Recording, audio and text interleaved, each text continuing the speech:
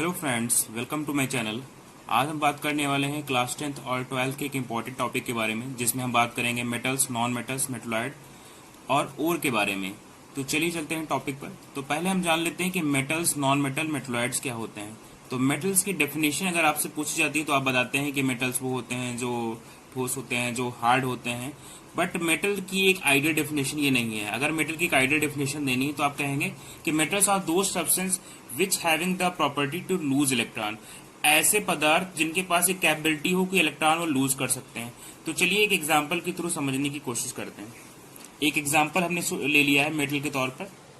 एक एग्जांपल ले लेते हैं यहाँ पर, सोडियम 11।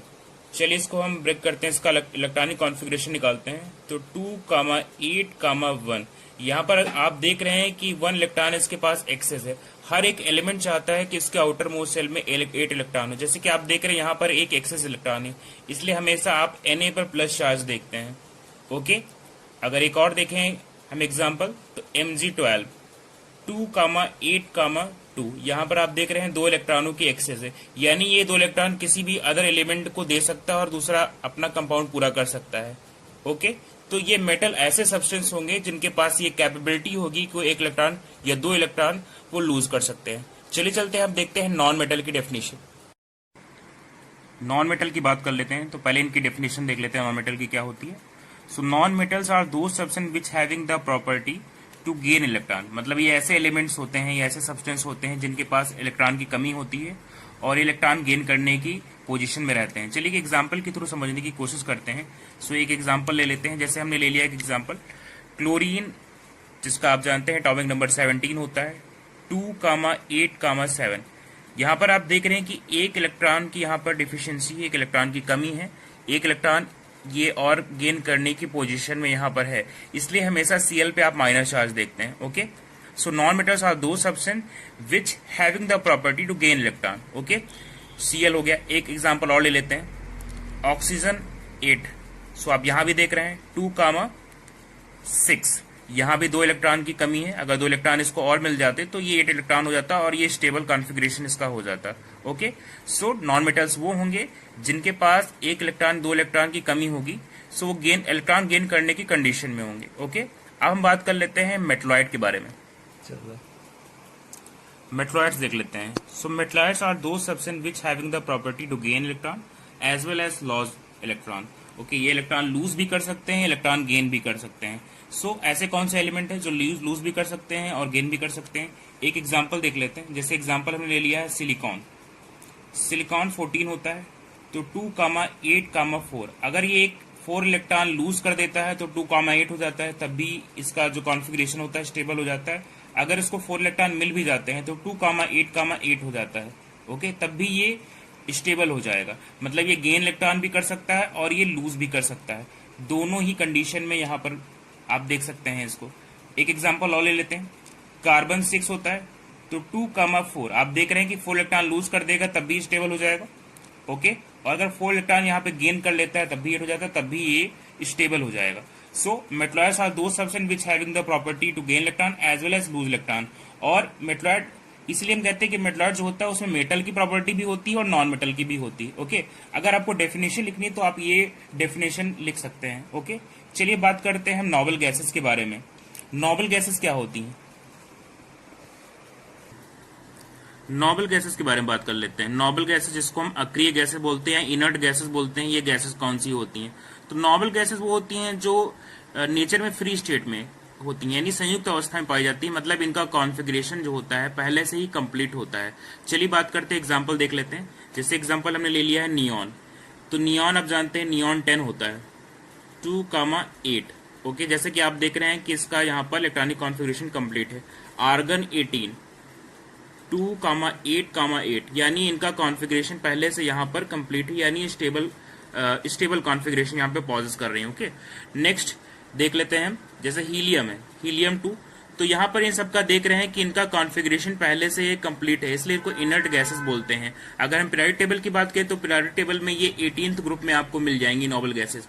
जितनी भी इनर्ट गैसेस हैं like neon, argon, xenon, radon, krypton, ये सारी गैसेस आपकी नोबल गैसेस आती हैं। चलिए चलते हैं मेटल्स, नॉन मेटल्स और मेटलॉइड्स रिलेटेड और कुछ रिएक्शंस के ऊपर और उनकी प्रॉपर्टीज के बारे में बात करेंगे।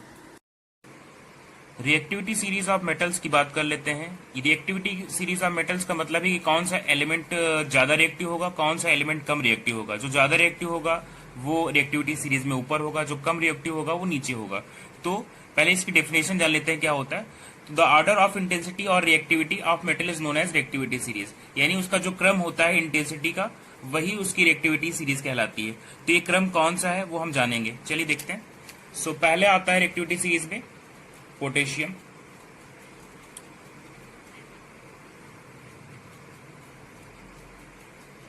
Sodium,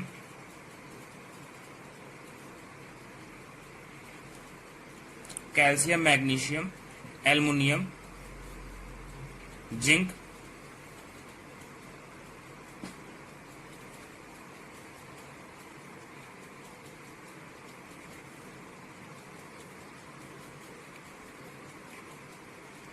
okay. Potassium, sodium, calcium, magnesium, aluminium, zinc, iron, lead, mercury, copper, silver and gold, ये रिएक्टिविटी सीरीज हो गई। ओके, जो ऊपर होगा वो मोस्ट रिएक्टिव होगा और लीस्ट रिएक्टिव नीचे होगा। Okay, potassium, sodium, calcium, I think इसके नाम जान रहे हैं आप। Okay, this is the sodium, Ca stand for calcium, Mg for magnesium, Al stand for aluminium, Zn stand for zinc, Fe stand for iron, Pb stand for lead, Hg stand for mercury, as well as Cu stand for copper, Ag stand for silver and Au stand for gold. Okay, so ये reactivity series होंगी। तो जो ऊपर होगा वो आपका most reactive होगा, जो नीचे होगा वो आपका लीस्ट रिएक्टिव होगा। ओके, चलिए चलते हैं केमिकल प्रॉपर्टीज ऑफ मेटल्स की तरफ। मेटल की केमिकल प्रॉपर्टी के बारे में बात करेंगे। ओके, जैसे कि देखते हैं कि एक एग्जांपल ले लेते हैं, reaction of metals with water. Metal को हम जब वाटर से रिएक्ट कराते हैं तो क्या होता है। अगर हम मेटल को वाटर के साथ रिएक्ट कराते हैं तो मेटल हाइड्रोक्साइड बनता है और साथ में हाइड्रोजन बनता है। चलिए एक एग्जांपल लेके देखते हैं। एक मेटल हमने ले लिया है सोडियम Na और वाटर, जैसे कि आप जानते हैं H2 होता है, तो ये फॉर्म हो जाएगा NaOH और साथ में हाइड्रोजन यहाँ पे बन जाएगा। सोडियम हाइड्रोक्साइड यहाँ पे बन जाता है और हाइड्रोजन मिल जाता है। ओके, सो मेटल और वाटर को अगर आप रिएक्ट कराते हैं तो आपको मेटलिक हाइड्रोक्साइड या मेटल हाइड्रोक्साइड मिलता है। ओके, एक एग्जांपल और लेके देखते हैं। Ca और 2 मोल्स ऑफ H2 ले लेंगे तो बन जाएगा CaOH whole twice and H2। This is the calcium hydroxide that is also known as slake lime, इसको स्लेक लाइम भी बोलते हैं। ओके, सो ये कैल्शियम हाइड्रोक्साइड बन जाएगा और साथ में हाइड्रोजन बन जाएगा। चलिए इसके दूसरे स्टेप की तरफ चलते हैं। नेक्स्ट देख लेते हैं reaction of metal with oxygen. Metal को ऑक्सीजन से रिएक्ट कराते हैं तो मेटेलिक ऑक्साइड बनता है। Metal plus oxygen gives out metallic oxide. तो एक एग्जांपल लेके देखते हैं। सो हमने ले लिया है 4 मोल्स ऑफ पोटेशियम और ऑक्सीजन से अब इसको रिएक्ट कराएंगे तो बन जाएगा ये 2K2O, पोटेशियम ऑक्साइड बन जाएगा, यानी मेटेलिक ऑक्साइड बन जाएगा। ओके, ये हो गया पोटेशियम ऑक्साइड। ओके, एक और एग्जांपल लेके देखते हैं। 4 मोल्स ऑफ सोडियम ले लिया है, इसको हम ऑक्सीजन से रिएक्ट करा के देखते हैं तो ये बन जाएगा 2Na2O। ओके, सोडियम ऑक्साइड बन जाएगा। सो ये प्रॉपर्टीज मेटल्स की हो गई। अब चलते हैं हम नेक्स्ट टॉपिक की तरफ जो कि है मेटलर्जी। नेक्स्ट है मेटलर्जी। मेटलर्जी या धातुकर्म जिसको हम बोलते हैं, ये मेटलर्जी क्या होती है तो पहले इसकी डेफिनेशन जान लेते हैं। The process of extracting impurities from mineral is known as metallurgy, यानी मिनरल से इम्प्योरिटी को अलग करने की जो प्रक्रिया होती है, जो प्रोसेस होती है, उसी को मेटलर्जी बोलते हैं या धातुकर्म बोला जाता है। सो मिनरल्स क्या होते हैं। मिनरल जिसको हम हिंदी में खनिज बोलते हैं, यानी खनिज अर्थात खोद कर निकाले जाने वाले। Minerals are the substance which found in natural state in nature. खनिज या मिनरल्स ऐसे पदार्थ होते हैं जो अपनी प्राकृतिक अवस्था यानी नेचुरल स्टेट में जैसे खोद कर निकालेंगे, तो आप जानते हैं कि किसी को खोद कर निकालेंगे तो उसमें मिट्टी है, लेड है, बहुत सारी इम्प्योरिटी आपको मिल जाती है। ओके, सो मिनरल्स यहाँ पर आप समझ गए होंगे कि मिनरल्स ऐसे पदार्थ होते हैं जो अपनी नेचुरल स्टेट में मिलते हैं। ओके, नेक्स्ट हम बात करते हैं ये और क्या होता है। जब मिनरल से सारी इम्प्योरिटी को हम रिमूव कर देते हैं, जब इम्प्योरिटीज को हम रिमूव कर देंगे तो जो कुछ बचेगा वो सारा ही आपका ओर होगा। So after extracting the impurities from mineral whatever we got that is ore. जो कुछ भी हमें मिलता है मिनरल से इम्प्योरिटी को रिमूव करने के बाद वो ओर होता है। गैंग्यू क्या होता है? जितनी इम्प्योरिटीज जो एक्सट्रैक्ट की जा रही हैं इस मिनरल से वही गैंग्यू या इम्प्योरिटी कहलाता है। जितनी इम्प्योरिटीज हैं उन्हीं को हम गैंग्यू बोल रहे हैं, या गैंग जो भी आप बोलते हैं उसको। ओके, सो ये मेटलर्जी का छोटा सा सेक्शन आपको रिक्वायर्ड था, वो मैंने बता दिया। अगर आपको ये वीडियो अच्छी लगी हो तो इसे लाइक करें, शेयर करें।